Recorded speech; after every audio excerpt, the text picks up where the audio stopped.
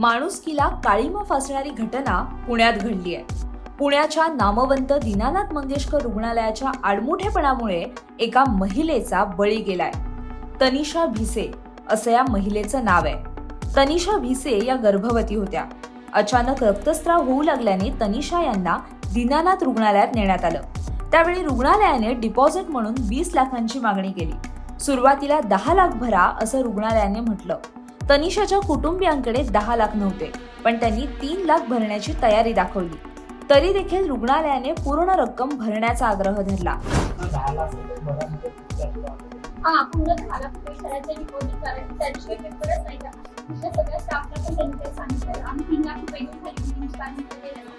Billing डिपार्टमेंटची head Meenakshi Gosavi madam बोलले की आमची सगळ्यांची बसवणूक झालेली आहे। मी थोडी साईट आणि इथनं पैसा नाही तर घेऊन पण आला। आम्हाला डॉक्टर बोलले की 5 लाख रुपये भरा, त्याच्याशिवाय आम्ही तुमचं ऍडमिशन करू शकतो। तनिषाला त्रास होऊ लागल्याने कुटुंबियांनी तिला दुसऱ्या रुग्णालयात हलवलं। तिथे तनिषाने 2 बाळांना जन्म दिला, पण दुर्दैवाने तिचा मृत्यू झाला। या सर्व घटनेला दीनानाथ रुग्णालय जबाबदार असल्याचं तनिषाच्या कुटुंबियांनी म्हटलंय। खरं तर तनिषा भिसे या भाजप आमदार अमित गोरखे यांच्या पीएच्या पत्नी होत्या।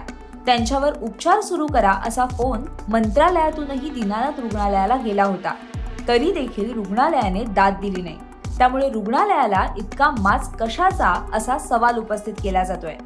रुग्णालयानेही यावर मोजकीच प्रतिक्रिया दिली आहे। माध्यमांमध्ये सुरू असलेल्या बातम्या या एकांगी असून आम्ही या घटनेची चौकशी करून अहवाल राज्य सरकारला सादर करणार असल्याचं रुग्णालयाचे जनसंपर्क अधिकारी रवी पालेकर यांनी म्हटलंय। सांगतो आता याविषयी कारण हा विषय तसा मेडिकल संबंधी गुंतागुंतीचा आहे। आता पूर्ण माहिती दीनानाथ रुग्णालयाची शासनाला गेलेली आहे, त्याच्यानंतर आम्ही तुम्हाला योग्य ते निवेदन।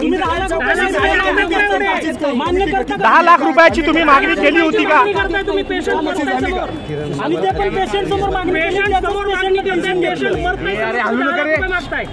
मला वाटतं मी स्पष्ट केलेलं आहे। तुम्ही 10 लाख रुपया संदर्भात काही बोलत नाही, तुम्ही तेच सांगता। स्पष्ट आणि आमच्या सगळ्यांनी थेट स्पष्ट आहे 2.5 ते 3 लाख रुपये देण्याची त्यांची तयारी होती। असं असताना देखील तुम्ही 10 लाख रुपये मागितले। त्यांच्याकडे 10 लाख रुपये नव्हते, त्यामुळे रुग्णाला दुसरीकडे शिफ्ट करावं लागलं आणि त्यामुळे हा संपूर्ण प्रकार घडला असा आरोप केला जातो।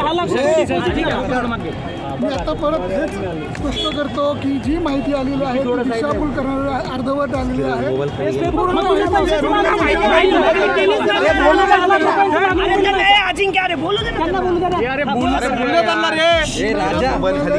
त्याची भूमिका लवकरच स्पष्ट करेल। 10 लाख रुपये मागितले होते का तुम्ही? प्रोसिजर आहे, प्रोसिजर काय सांगा सर, ऍडमिशनची प्रोसिजर का नेमकं खरं काय आहे? कारण जे सांगितलं जाते त्या संदर्भात तुमची बाजू ही समोर येत नाहीये। तुम्ही अर्धवट सांगताय। आरोप 10 लाख रुपयाचा प्रोसिजर काय, किती पैसे भरून आपण रुग्ण घेतले जातात? स्टँडर्ड प्रोसिजर सांगा सर। मी आता एवढंच सांगतो तुम्हाला, तुमच्या ज्या शंका आहेत, जे तुमचे प्रश्न आहेत त्याच्याविषयी आमची योग्य ती भूमिका जी आहे ती लवकरच स्पष्ट कधी करणार? सर, रुग्णालयाचे तुमचे जे गैसास डॉक्टर आहेत त्यांच्यावर देखील गंभीर आरोप केले जात आहेत। त्यांनी रुग्णाच्या समोर ससूनला शिफ्ट का करत नाही असं देखील म्हटल्याचं बोललं जाते। याच्यामध्ये काय तथ्य आहे? मी आता याच्याविषयी काही बोलू शकत नाही। रुग्णालयाकडनं योग्य ती माहिती तुमच्यापर्यंत आम्ही दिली सर। यामध्ये रुग्णालयाची बदनामी होते, त्यामुळे तुम्ही स्पष्टीकरण देणं महत्त्वाचं। खरं तर दीनानाथ मंगेशकर रुग्णालय हे धर्मादाय रुग्णालयांपैकी एक आहे। अतिशय सुसज्ज, हुशार डॉक्टर्स आणि सर्व तंत्रज्ञानानं पुढारलेलं रुग्णालय अशी दीनानाथ रुग्णालयाची ओळख आहे।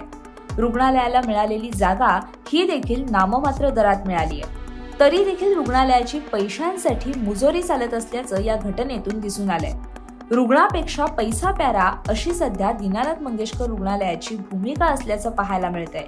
गेल्या काही काळापासून रुग्णालयांमध्येही VIP कल्चर पाहायला मिळतंय। VIP रुग्णांसाठी दाखवली जाणारी तत्परता ही गरीब आणि सामान्य रुग्णांसाठी का दाखवली जात नाही असा सवालही या घटनेतून उपस्थित होतोय। या घटनेमुळे दीनानाथ मंगेशकर रुग्णालय हे आता टीकेच्या केंद्रस्थानी आलंय। अनेक संघटनांनी आक्रमक भूमिका घेत रुग्णालयावर ताशेरे ओढलेत। ठाकरेंच्या शिवसेनेने रुग्णालयाबाहेर निदर्शनं केली आहेत, तर काँग्रेसनेही आक्रमक भूमिका घेत रुग्णालय प्रशासनाला जाब विचारलाय। आज रुग्णालय या प्रकरणी निवेदन जारी करणार आहे। त्यामुळे या निवेदनातून काय माहिती समोर येते हे पाहणं महत्त्वाचं असणार आहे। अशाच बातम्यांच्या अपडेटसाठी आणि नवनवीन माहितीपूर्ण व्हिडिओसाठी माय महानगर लाईव्ह चॅनलला सबस्क्राईब करा आणि बेल आयकॉन प्रेस करायला विसरू नका।